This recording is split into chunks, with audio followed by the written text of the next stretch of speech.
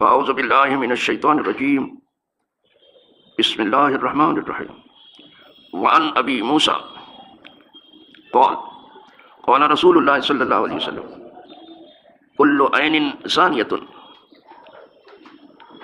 وإن المرأة اذا استعطرت فمرت بالناس فهي كذا وكذا یعنی ثانیہ رواه الترمذی۔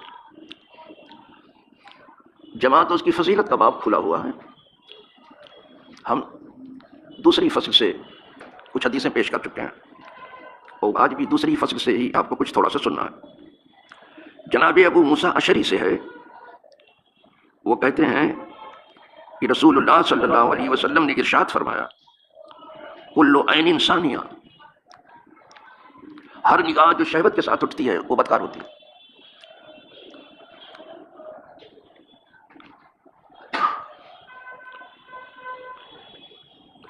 اور بے شک عورت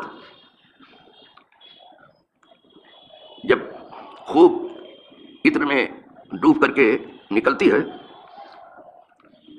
خوب عطر لگا کے نکلتی ہے، فمرت بالمجلس، پھر وہ گزرتی ہے محافل اور مجالس میں، فہی کذا و کذا، تو عورت ایسی ویسی ہے، زیادہ اس کے کردار پر اطمینان نہیں کیا جا سکتا۔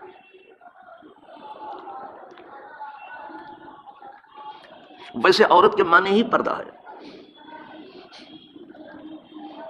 جو پردے میں نہیں ہے وہ عورت کہلانے کے لائق بھی نہیں ہے، وہ کیسی کیوں نہ ہو، غریب گھرانے کی ہو یا امیر گھرانے کی ہو، فقراء کے ہاں بود و باش ہو اس کی یا شاہوں کے ہاں، اچھا نہیں کہا گیا۔ اور جس کے بارے میں حضور نے جو کہہ دیا ہے اس کے سوا آپ تلاش اور تتبع کر کے دیکھ لیں، کچھ نہیں پائیں گے۔ جسے حضور نے اچھا کہہ دیا، خدا کی قسم وہ دونوں جہاں میں اچھا ہے، اور جسے برا کہہ دیا وہ یقیناً برا ہے۔ تو بہتر ہے کہ مرنے سے پہلے اپنی حالت ٹھیک کر لے آدمی۔ تو حضور نے تو صرف پردے میں کہہ دیا کہ وہ ایسی ویسی ہے، لیکن امام ترمذی نے کہا یعنی ثانیہ، یعنی بدکار ہے وہ نیکوکار تو نہیں ہے، کوئی زیادہ اچھی سوچ رکھنے والی نہیں، یعنی لگایا انہوں نے۔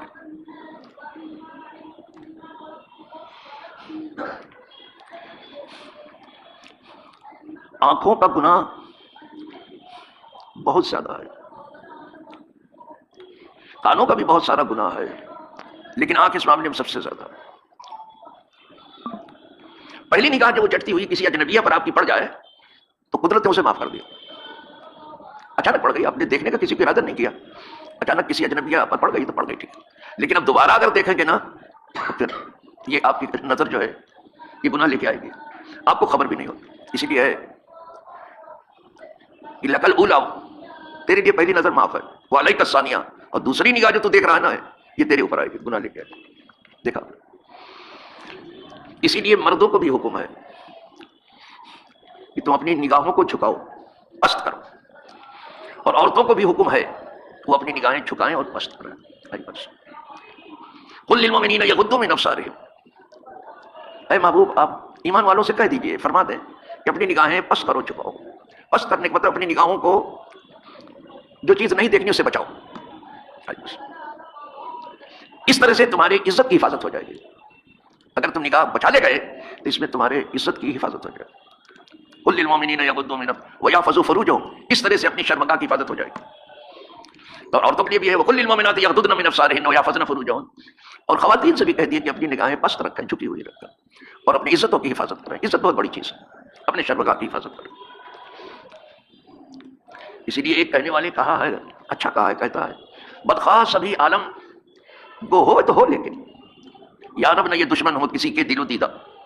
کہا دنیا اگر ہماری بدخواہی پر اتر بھی جائے تو اترنے دو، دنیا ہمارا برا چاہنے لگے، بدخواہی کیا برا چاہنا، دنیا ہمارا برا چاہنے لگے تو کہتے رہو، کرنے دو، کسی کے برا چاہنے سے کیا ہوتا ہے؟ کتے کے بھونکنے سے کہیں فقیر کی روزی کم ہوتی ہے؟ ابھی نہیں ہوگی۔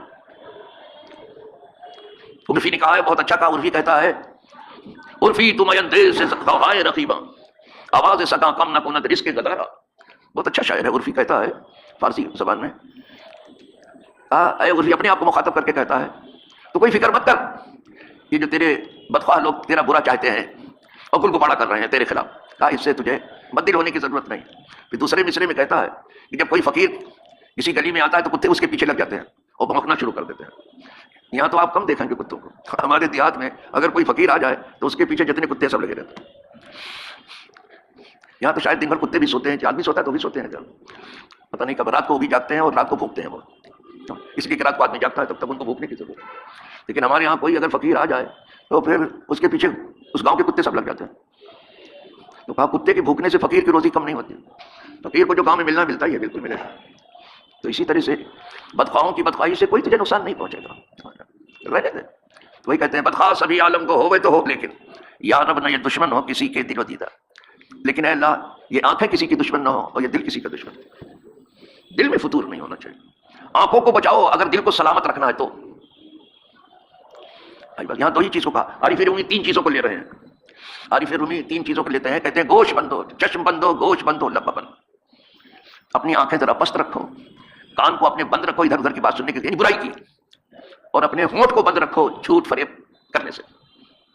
تین چیز کو وہ منہ بند کرنے کو کہہ رہے ہیں، کان بند کرنے کو کہہ رہے ہیں، اور آنکھ۔ کون؟ عارف رومی، مولانا روم رحمۃ اللہ علیہ کہتے ہیں اس کے بعد بھی اگر تو اپنے دل میں نور امٹتا ہوا نہ دیکھے تو میرے کو ہنس لینا جتنا چاہتا، اب آئے گا نور تیرے اندر، اس سے پہلے نہیں آئے گا۔ تو اب اپنا سر جتنا چاہتا پٹک کے دیکھ لے، کچھ نہیں ہوگا۔ جتنی محنت کرنی تو کر لے، کچھ نہیں ہوگا، بند کرنا پڑے گا۔ یہ کان ہے اللہ اس کے رسول کی بات سننے کے لیے، یہ آنکھ ہے کہ وہ جلوہ دیکھا ہے، اپنے نبی کا جمال دیکھا ہے، اپنے نبی کا کمال دیکھا ہے، اور آرزو کرے کہ جلوہ الہی میں گم کرے اپنے آپ کو۔ یہ آنکھ اس لیے ہے، اور زبان بھی اس لیے ہے کہ ہم دوست کی تعریف میں لگ جائیں، ادھر ادھر کی باتیں چھوڑ دیں، اس کی بڑائی بولتے رہے، ادھر ادھر کی باتیں چھوڑ کے اس کی بڑائی بولتے رہے، دل میں نور پیدا ہو جائے گا انشاءاللہ۔ تو یہ آنکھ کسی کی دشمن نہ ہو اور دل کسی کا دشمن نہ ہو، اللہ سب کو بچائے۔ ایک حدیث آپ نے سن لی، دوسری سن لیجیے، تھوڑا بڑی ہے لیکن اس میں حضور کیا چاہتے ہیں وہ آپ کو معلوم ہوگا۔ وان ابی بن کعب، ابی بن کعب سے ہے، یہ سید القراء ہے بابا، اور جو سید القراء پہلے تھے وہ سید العلماء تھے، سردار تھے۔ اب تو قاری ہوا تو پھر عالم نہیں ہوتا، عالم ہوا تو قاری نہیں ہوتا ہے، لیکن اس دور میں ایسا نہیں تھا بابا، بہترین قاری تھے، بہت عمدہ قرآن پڑھتے تھے ابی بن کعب، اور بہت بڑے عالم تھے۔ انہی سے حدیث ہے یہ، کہتے ہیں صلی بنا رسول اللہ صلی اللہ علیہ وسلم، حضور نے ہم کو نماز پڑھائی، حضور نے ہم کو نماز پڑھائی، یومن، ایک دن، ایک دن کی بات کر رہے ہیں، ایک دن حضور نے ہم کو نماز پڑھائی، اور کون سی نماز پڑھائی اس کا بھی تذکرہ کر رہے ہیں۔ اب سن لیجئے، الصبح، صبح کی نماز پڑھائی، ایک دن حضور نے ہم کو صبح کی نماز پڑھائی۔ فلما سلم قال، جب حضور نے سلام پھیرا یعنی نماز سے آپ فارغ ہوئے تو فرمایا اشاہد فلان، کیا فلاں آدمی ہے نماز میں؟ دیکھو حضور دیکھتے تھے کہ کون کون ہے، یہ فجر کی نماز دیکھا جاتا تھا، اور یہ ایک شان پیدا ہو گئی تھی صحابہ میں بھی، صدیق اکبر بھی دیکھتے تھے کہ کون کون نماز میں آیا، فاروق اعظم تو اس کے گھر چلے جاتے تھے اگر کوئی نہیں آیا، تو فرمایا کہ کیا فلاں آدمی ہے، لوگوں سے پوچھا، نام لکھ، حضور نے تو نام لیا ہے، ایسے فلاں سے تو کیا سمجھے گا کوئی، حضور نے نام لیا ہے، لیکن یہاں پردہ رکھا گیا ہے لوگوں کا، نام نہیں ظاہر کیا جاتا، لوگوں کا پردہ اس لیے رکھو کہ اللہ تمہارا پردہ رکھے، اس کو اچھالنے کی کوشش مت کرو۔ تو کہا فلاں آدمی ہے، نام لے کے کہا تھا، اشاہد الفلان، قالوا لا، لوگوں نے کہا نہیں وہ نہیں ہے حضور، اس فجر کی نماز میں نہیں ہے۔ قال اشاہد الفلان، پھر فرمایا اچھا یہ نہیں ہے تو کیا فلاں آدمی ہے، اب دوسرے کا نام لیا حضور نے، تو لوگوں نے کہا نہیں یہ دوسرا آدمی بھی نہیں ہے، یعنی حضور سب کو پہچانتے تھے کہ کون مومن ہے کون منافق ہے، پہچانتے تھے، پہچان کرائی گئی تھی، دونوں کو کہہ دیا گیا کہ نہیں ہے فجر کی نماز میں۔ اس وقت کا جو ہے معاملہ 100% رزلٹ تھا، 100 میں 100 تھا، آئی بات سمجھ میں، اور آج 100 میں 2.5% ہے، وہ کیسے بیٹھے ہیں اپنا کاروبار کر رہے ہیں۔ پھر کچھ لوگ ہیں اس میں کہیں کہیں جا کے پڑھ لیں گے، کچھ گھر میں پڑھ لیں، کچھ بالکل نہیں پڑھیں گے. تو جب دونوں کو کہہ دیا کہ نہیں دونوں نہیں ہیں، اب سنیے. قول، تب حضور نے فرمایا ان ہاتین صلاتین اثقل الصلوات علی المنافقین، یہ دو نمازیں منافقوں پر بہت بھاری ہیں، ایک عشاء کی اور ایک فجر کی. یہ منافق کو بہت بھاری ہے. تھکے ماندے رہتے ہیں، عشاء پڑھے بغیر سو جاتے ہیں، اور رات میں نیند نہیں آئی تو صبح کی نیند آ گئی تو صبح کی بھی غائب کر دیا. فرمایا یہ دو نماز منافقوں پر بھاری ہے، اس کا مطلب مومن پر نہیں. مومن تو کسی بھی حال میں فجر کی نماز میں بھی اور عشاء کی نماز میں حاضر ہی رہے گا. نماز اس کی زندگی ہے، حیات ہے اس کی، کسی بھی حال میں رہتا ہے وہ مومن. اب حضور نے کہا کہ یہ ان کے اوپر بھاری ہے، یہ دو نمازیں. تو ایک تو فجر والی ہے، ایک کا نام نہیں لیا وہ عشاء ہے، اور یہ دو بھاری ہے. یہ دو نمازیں منافقین پر بھاری ہیں، بہت بھاری ہیں. اب حضور فرماتے ہیں، دیکھیے حضور فائدے کے لیے، کسی کا محض عیب بیان کرنے کے لیے نہیں، فائدے کے لیے فرما رہے ہیں. وہ چاہتے ہیں سب فائدے میں چلے جائیں اور نقصان سے بچ جائیں. اب حضور فرماتے ہیں وَلَوْ تَعْلَمُونَ مَا فِيهِمَا لَأَتَيْتَهُمَا وَلَوْ حَبْوًا عَلَى الرُّكَبِ، اور اگر ان کو پتہ چل جاتا منافقوں کو کہ ان دو نمازوں میں اللہ نے ان کے لیے کیا رکھا ہے، تو یہ سرین کی بل گھسٹتے ہوئے آتے. پاؤں چل کے تو آنا ایک عادت ہے. اگر پاؤں سے چلنے کی طاقت نہ ہوتی تو سرین سے گھسٹتے ہوئے آ جاتے. یہ ہے فجر کی نماز میں اور عشاء کی نماز میں. دیکھا دو نمازوں کا تذکرہ. معلوم ہوا کہ ان کو اس کا فائدہ معلوم نہیں ہے کہ ان دو نمازوں میں اللہ نے کیا رکھ دیا ہے ان کے لیے. شاید دو نمازوں میں دونوں جہاں کی برکت اور رحمت رکھ دی گئی ہے، ایسا ہے. آگے پھر حضور فرماتے ہیں وَأَنَّ الصَّفَّ الْأَوَّلَ، اور بے شک پہلی صف عَلَى مِثْلِ صَفِّ الْمَلَائِکَةِ، نماز کی جو پہلی صف ہے فرشتوں جیسی ہے. دیکھ لو فرشتے صف لگاتے ہیں، جو پہلی صف ہے نماز کی، یہ پہلی کو بھی خوب گنواتے ہیں لوگ. وہاں صحن میں بیٹھے رہتے ہیں اور وہیں سے کہتے رہتے ہیں جگہ کی جگہ ہے، اب خود وہیں بیٹھے. تو کہا فرمایا یہ فرشتوں کی صف جیسی ہے پہلی. وَلَوْ عَلِمْتُمْ ما فضیلتہ، اگر تم جان لیتے کہ پہلی صف کی کیا فضیلت ہے،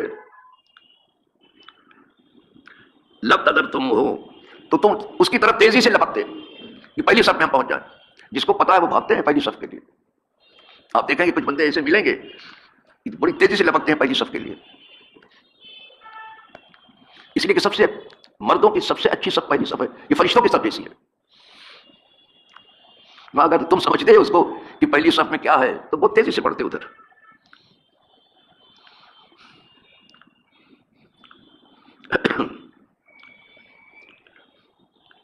وَإِنَّ صَلَاةَ الرَّجُلِ مَعَ الرَّجُلِ أَزْكَىٰ مِنْ صَلَاتِهِ وَحْدَهُ، اور آدمی کی وہ نماز جو اس نے ایک آدمی کو اور ساتھ لے کے پڑھی وہ زیادہ اچھی ہے سے کہ وہ اکیلے پڑھے. کہا ایک سے اچھا تو ایک اور اپنے ساتھ آدمی لے لو، دو کی نماز زیادہ اچھی. کیا جماعت کو حضور پسند کرتا ہے، اور کیا جماعت کے حصے بکھرے کیے گئے ہیں، کیا ٹکڑے میں. ہاں ایک سے بہتر وہ جماعت ہے کہ آدمی اگر اکیلا ہے تو ایک آدمی کو اور ساتھ اپنے لے لے، دو کی نماز ایک سے بہتر ہے. بس لیکن ایک ہوگا تو آپ کے سیدھی طرف کھڑا ہوگا. بس وَصَلَاتُهُ مَعَ الرَّجُلَيْنِ أَزْكَىٰ مِنْ صَلَاتِهِ مَعَ الرَّجُلِ، اور اس کی وہ نماز، مرد کی وہ نماز جو اس نے دو آدمی نہیں بلکہ دو آدمی وہ تھے، ایک یہ تھا تین کے ساتھ جو پڑھی ہے نماز، کہا وہ زیادہ اچھی ہے کہ جو دو کے ساتھ پڑھی اس سے اچھی.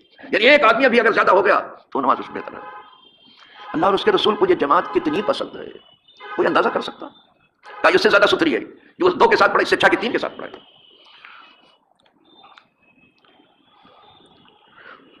وَمَا قَصُرَ فَهُوَ أَحَبُّ إِلَى اللَّهِ، کہا اور اگر دو سے بھی زیادہ ہو گئے، ایک یہ تھا تین، اس سے بھی زیادہ ہوا تو اللہ کو اور زیادہ پسند ہے. اب قدرت کی طرف سیدھے منسوخ کر دیا، اب اللہ کو سب سے زیادہ پسند ہے.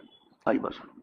تو وہ کام کرو جو اللہ کو پسند ہے، وہ کام چھوڑ دو جو آپ کی کمزور طبیعت کو پسند ہے. طبیعت پر عمل مت کرو، شریعت پر کرو. طبیعت کو چھوڑو، شریعت پر جماعت میں رہو. اب اللہ کی طرف سیدھے منسوخ کیا، کہا اس کے اوپر اگر ہوا تو پھر یہ اللہ کو زیادہ پسند ہے. اس کو جانتے ہو، ابو داؤد نے بھی روایت کیا، نسائی نے بھی روایت کیا. اسی لیے میں نے دیکھا ہے جو مسلم دنیا ہے اس میں اذان ہوتے ہی جو ہے آبادی اتنی تیزی سے بڑھتی ہے مسجد کی طرف کہ دیکھتے ہی بنتی ہے، بڑی تیزی سے بڑھتی، پوری آبادی بڑھتی ہے. لیکن جہاں ٹھیک سے درس نہیں دیا گیا، جہاں ٹھیک سے بتایا نہیں گیا، سمجھایا نہیں گیا، بیٹھے بیٹھے جماعت جانے دیتے ہیں۔ دین جانتے ہو، ہماری آپ کی مرضی پوری کرنے کا نام دین نہیں ہے، اللہ اس کے رسول کی مرضی پوری، اللہ اس کے رسول کی مرضی پورے کرنے کا نام دین ہے، ان کی مرضی پوری کرنا۔ تو جنت کیا ہے؟ جب تم نے یہاں اللہ اس کے رسول کی مرضی پوری کر لی تو قدرت ہے بندے تو نے وہاں میری مرضی پوری کر، جنت میں تیری مرضی میں پوری کروں، اب آپ کی مرضی ہوگی۔ اب آیت پڑھوں میں آپ کو، یہ نہیں کہ جو اوپر سے کہہ رہا ما تشتہی انفسکم، جنت کی تعریف حور و قصور سے نہیں ہے کہ جنت وہ ہے جہاں حوریں رہتی ہیں، جنت وہ ہے جو بہت بڑا محل ہے، وہ سب ہے وہاں، نہریں بہ رہی ہیں، دودھ کی بھی بہ رہی ہیں، شہد کی بھی بہ رہی ہیں، پانی کی بھی نہریں بن رہی ہیں، شراب کی نہریں بھی بہ رہی ہیں، سب کچھ شرابی طہور کی پاک شراب جس سے نشہ وشا نہیں ہوتا، اس سب کا نام جنت نہیں ہے۔ جنت ہے ما تشتہی انفسکم، جو تمہارا جی چاہے، اب تمہاری مرضی ہم پوری کریں۔ یہ کیسے ہو سکتا ہے کہ آپ بندے ہو کے خدا کی مرضی پوری کرو، خدا ہو کے تمہاری مرضی نہ پوری کرے؟ کیسے ہوگا؟ اب پوری ہوگی تمہاری، یہاں سب مرضی نہیں پوری ہوگی، بادشاہ کی بھی نہیں پوری ہوگی، کر کے دیکھ لے، سب نہیں پوری ہوگی، وہاں پوری ہوگی۔ ما تشتہی انفسکم، جو تمہارا جی چاہے، وَلَكُمْ فِيهَا مَا تَدَّعُونَ، اور تمہاری لیے وہ ہے جو تم اس کے علاوہ عرض کرو، وہاں سب ہے جو موجود ہے۔ تو یہاں اپنی مرضی چھوڑو اور اللہ اس کے رسول کی مرضی اوڑھو، بھائی بس اپنی مرضی چھوڑو، جو کہتے ہیں ہمارا جی چاہے بھائی، یہ ہماری مرضی بھائی، یہ ہماری طبیعت، یہ سب چھوڑو بابا، یہ بات چھوڑ دو، اللہ اس کے رسول کو، پھر تمہاری مرضی وہاں پوری کر دی جائے گی۔ یہ دو حدیثیں آج ہو گئی ہیں فصل ثانی سے، ابھی اور بھی آ رہی ہیں حدیثیں، اور جس میں آپ کو جماعت کی اہمیت، اس کی فضیلت تو بخوبی علم انشاءاللہ ہو جائے گا جو آ رہی ہیں، کیونکہ پھر تیسری فصل بھی ہے نا، دوسری تو وہی حدیث پاک نے سب کھول کر کے رکھ دیا۔ ویسے یہ نہ سمجھنا کہ ہر مرضی وہیں پوری ہوگی یہاں نہیں پوری ہوگی، ارے ایسا مت سمجھنا بابا، یہیں بہت سی مرضی تمہاری پوری ہو جائے گی اگر تم اس کی مرضی پوری کرنے میں لگ جاؤ گے۔ یہیں دنیا میں کوئی چیز روک دی جاتی ہے اس لیے کہ اگر وہ تمہیں دی جائے تو تم راستے پر نہ رہو گے، تو روک دی جاتی ہے۔ اس کی بھی کلام پاک وَآتَاكُم مِّن كُلِّ مَا سَأَلْتُمُوهُ، اور اللہ نے تمہیں دیا جو کچھ تم نے مانگا، تمہیں دیا، یہ آیا کلام پاک، یہیں پوری کرتا ہے وہ، ہر آدمی کے لیے ہے یہ میں صرف عرفاء کی بات نہیں کر رہا ہوں، اولیاء کی بات نہیں کر رہا ہوں، صدیقین اور شہداء کی بات ہے، ان کے درجے تو بہت اونچے، عام لوگوں کو جو مانگتے دے دیتا ہے وہ۔ وآخر دعوانا الحمد للہ رب العالمین۔